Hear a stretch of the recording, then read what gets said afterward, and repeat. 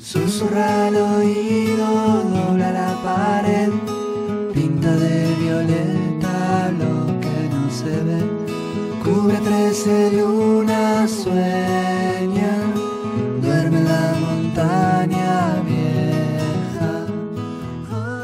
Esta reflexión a la vuelta, el cordobazo también tiene mucho peso, ¿no? Porque es donde se empieza a discutir en el país, a nivel nacional, la lucha armada o no.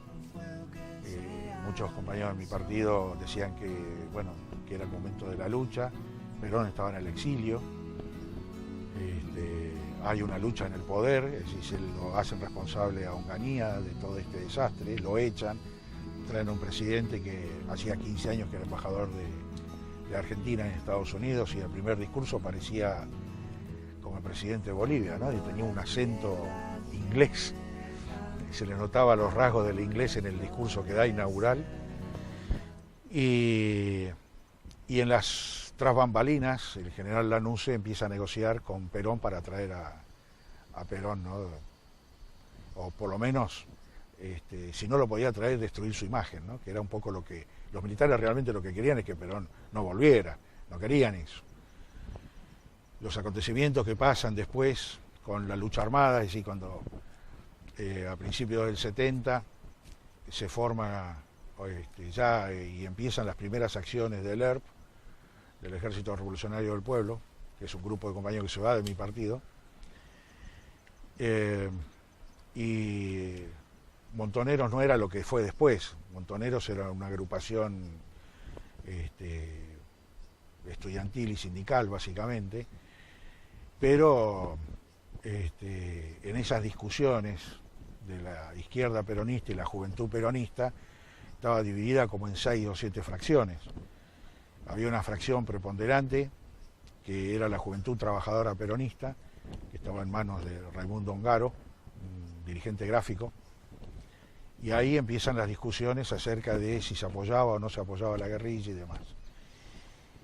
Y en la discusión interna de Montoneros se empieza a juntar con otras facciones armadas que ya existían. De hecho, hay una que existía desde muy temprano, que era el FAP, que toma ese nombre, el FAP, que eran las Fuerzas Armadas Peronistas, lo que había quedado, que no había sido reprimido y asesinado en los basurales de José León Suárez, recuperan y forman una agrupación y enfrentan a esta dictadura. Y bueno, el objetivo empieza a ser común, muchas agrupaciones peronistas empiezan a juntarse, a poner militantes.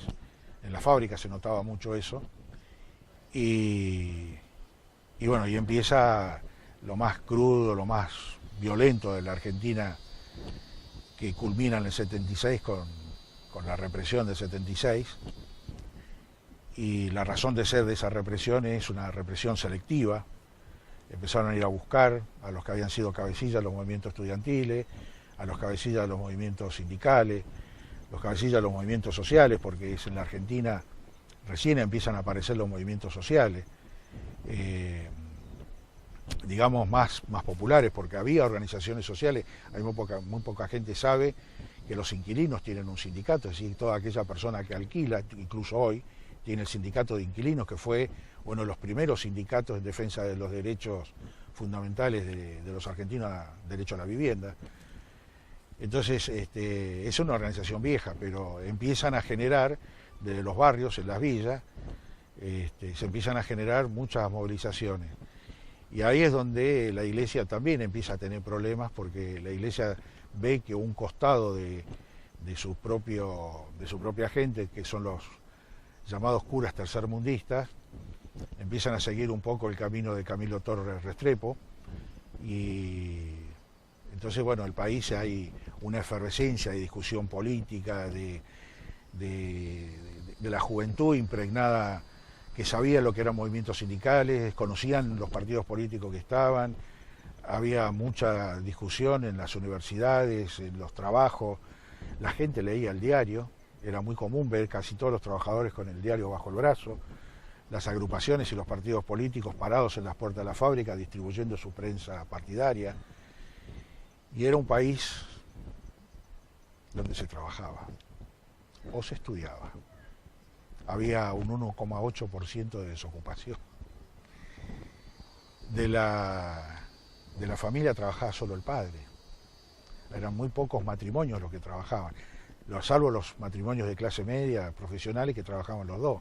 Pero el obrero era el jefe de familia, el hombre que trabajaba, la mujer se quedaba en la casa, cuidaba a los chicos.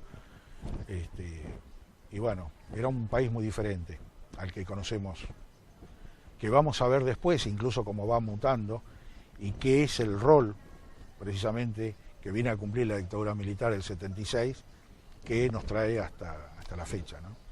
Eso lo vemos después como dato histórico, pero en ese momento no éramos conscientes de lo que estaba pasando. Muchos como yo, que hoy puedo disfrutar de mi pelo largo, en aquel entonces, como la canción de Charlie, ¿no? Es decir, y sui generis, íbamos al coafer seccional, ¿no? Es decir, tiene que ver con eso. Y que yo me crié con padres que iban a la comisaría a retirar a sus hijos, y muchos viejos se enojaban porque nos habían cortado el pelo, como el caso de mi viejo, y había otros que decían, córtele el pelo, ese vago de mierda, ¿no? Es decir, los propios padres mandando a sus hijos a que la comisaría le corten el pelo. Nuestros padres no tuvieron pasó todo tan rápido que nuestros viejos nos vieron a nosotros convertirnos en adolescentes con características de todo tipo. Yo pertenezco a una generación que es bisagra en la historia. Todo aquello que parecía estático y quieto, la música clásica, que amo, me encanta escuchar música clásica, el folclore de cada país, la música ciudadana como el tango, estaba como estipulado que era eso, ¿no? Y la adolescencia de mi hermana, que es 12 años mayor que yo, fue otra. La adolescencia de mi hermana era, en el mejor de los casos, Chubby Checker o Billy Hall y sus cometas. Pero para nosotros fueron los Beatles. Y eso implicó cambio de ropa, cambio de actitud, cambio de forma de hablar. Nosotros ya no hablábamos como nuestros viejos, teníamos otro lenguaje. Y eso inició un gran cambio en toda la sociedad. No sé si bueno o malo, pero el hecho es que fue un cambio, ¿no? Bueno, el fenómeno de la dictadura es tremendo porque, bueno, divide aguas absolutamente claras, ¿no? Es decir, tiene un gran impacto durante unos cuantos años en la sociedad, y más si tenemos en cuenta que esto la dictadura termina con una derrota, como Fuerzas Armadas, con una derrota militar como es Malvinas, y que eso los deja desarmados, y es una cosa contradictoria, por suerte para la población civil, pero una lástima porque hoy no tenemos unas Fuerzas Armadas que tengan prestigio, ¿no? Entonces resulta difícil por ahí reivindicar unas Fuerzas Armadas patrióticas en el buen sentido, en defensa del territorio, cuando su rol último conocido fue perseguir a los habitantes que se suponía que debía cuidar, ¿no?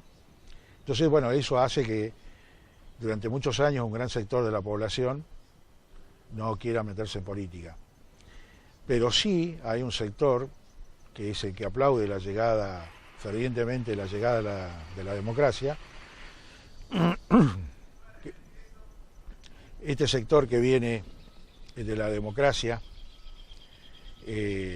nace con la democracia, un sector juvenil muy importante y que aplaude la llegada de la democracia, es el sector que, pasado 30 años, hoy tiene 50, y que tiene sus hijos y tiene sus nietos, y fue como bisagra para ellos haber conocido la dictadura y conocer la libertad que hoy se goza en la democracia. A partir de ahí hay una nueva construcción, y que se da básicamente en mucho de lo que están haciendo ustedes ahora, que tiene que ver con el arte. El arte fue como un bálsamo para muchas cosas, porque les permite expresar cosas que a lo mejor expresadas de otra manera a la gente le produce rechazo. Y esto me lleva a que en la época medieval los juglares hacían las veces de el informativo que viajaba de una aldea a otra contando las cosas de una aldea a otra, y los circos, los ambulantes, eran en gran medida aquellos que, haciendo la parodia de un lado a otro, iban llevando una posición política y siempre cuestionando y llevándose por delante al sistema, ¿no? Un poco es eso. Y hoy uno ve, en mi caso, uno lo que sí a veces juzga mal, como yo reconozco haberlo hecho en algún momento, como que uno los ve, bueno, son tiernos, son, viste, como que se juegan poco. Y bueno, en mi autocrítica yo debo reconocer que por ahí los chicos entraron en un camino diferente del nuestro. El nuestro fue un camino violento y así terminó.